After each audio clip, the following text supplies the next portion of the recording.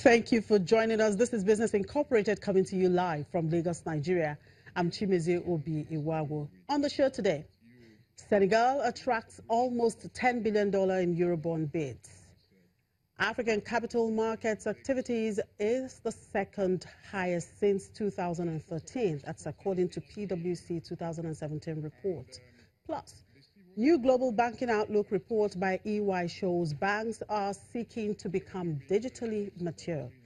Let's get the show started now. We're starting off with the markets, and here in Africa, Egypt is leading the other markets at intraday, up 2.34%. The NSE index was also up 0.22%. However, South Africa could not sustain Tuesday's gain after the GDP numbers were released.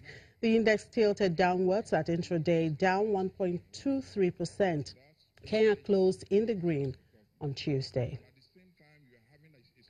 And in the Middle East, stock markets were mostly opened lower as fears of a trade war weighed on global markets after the departure of a free trade advocate from the White House.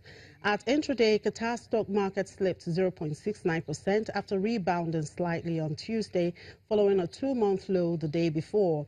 However, Saudi stocks traded slightly higher at 0.24%, buoyed by optimism on the overall market outlook despite the global slump. Abu Dhabi stocks dropped 0.09% and Dubai stocks were down 0.72% following a month of drops on weak sentiment. And in Europe, markets were slightly lower in early trade amid heightened fears of a trade war after a strong White House advocate for free trade resigned. For more, here is my colleague in Frankfurt, Ulrich Barth. Hello, Ulrich. Good afternoon. Thank you very much for joining us today. Hi. Now, Trump's controversial steel and aluminum tariffs has claimed its first victim inside his own cabinet. As his top economic advisor, Gary Cohn, announced his resignation. How much jitters have this brought to the global markets as we speak? To the global markets, the jitters are clearly being felt. Asia was down, whether you look at Japan or South Korea or Shanghai in China, and the indication for the opening on Wall Street is also a negative one. Here in Germany, it's a little bit of a different picture. The DAX has gone back into positive territory, and I would say that that could be a reason that WTO countries are sparking a debate on the tariffs, the proposed tariffs in the United States. And China is the one who is supposed to have sparked the debate, with countries like Brazil, Canada, and others joining in. Perhaps there's the hope that this can be averted at this level.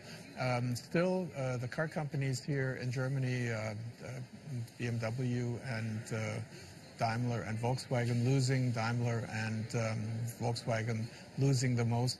And you can see it in the currency market as well.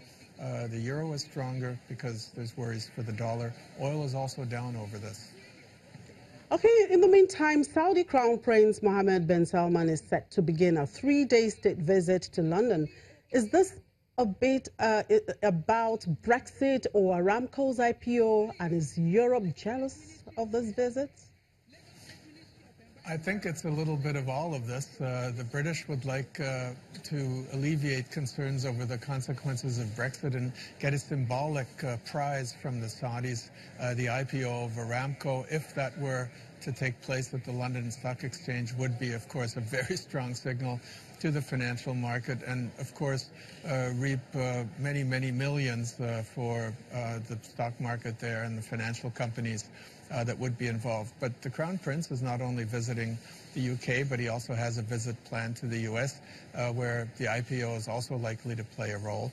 But for the British, it's also important to get Saudi money for the defense industry, for example. It's said that business deals are possible with, among others, BAE Systems. So there's a lot at stake during this visit. All right, Ulrich, we may have to leave it here at this point. Well, tomorrow is International Women's Day, so I hope to talk to a woman. Janelle, perhaps tomorrow? Anyway, enjoy the rest of the day.